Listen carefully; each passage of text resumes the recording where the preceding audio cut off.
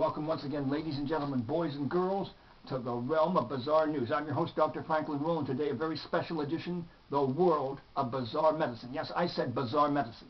But first, the trivia question of the day. Let me extricate here from this paper prison. The question: from which language does the term gecko originate? Multiple choice, inverse alphabetical order. Is that Turkish, Russian, Malaysian, or Flemish? Now the prize, the only prize, is one pat on the back that you'll have to administer to yourself. Heck of a lot better than a slap on the belly with a wet trout. Now, Harvard and MIT researchers have just announced they've developed a new surgical bandage based on the gecko's amazing ability to adhere to slippery surfaces such as glass.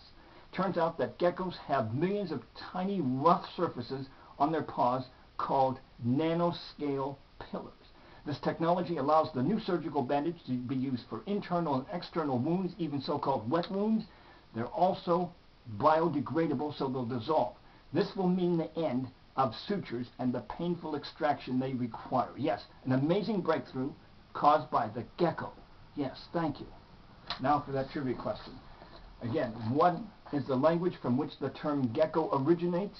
Is that Turkish, Russian, Malaysian, or Flemish? Is that your final answer? Flemish? No, it's Malaysian.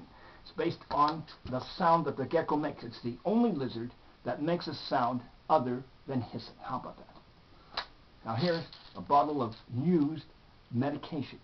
Instead of flushing it down the toilet, the recommendation is that you add it to used coffee grounds or used kitty litter so it doesn't contaminate the environment.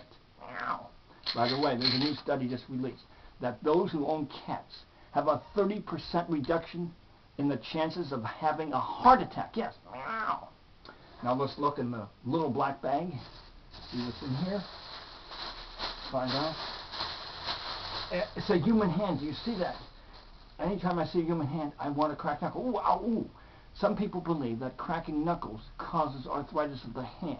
But a 1987 study showed that was not the case. And a Dr. Frederick Unger from Thousand Oaks, California, used himself as a human guinea pig. For 50 years, he cracked the knuckles on one hand, ow, ooh, but not the other hand.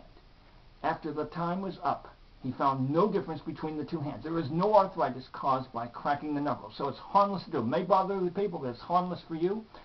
The sound comes from compressing synovial fluid in each knuckle joint.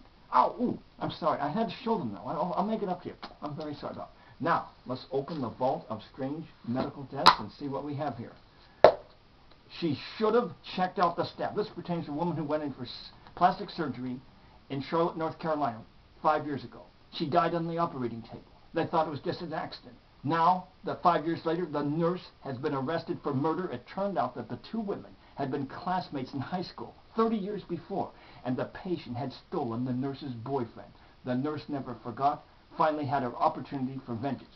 So what I want to say is, first of all, try to avoid going in for surgery if you can.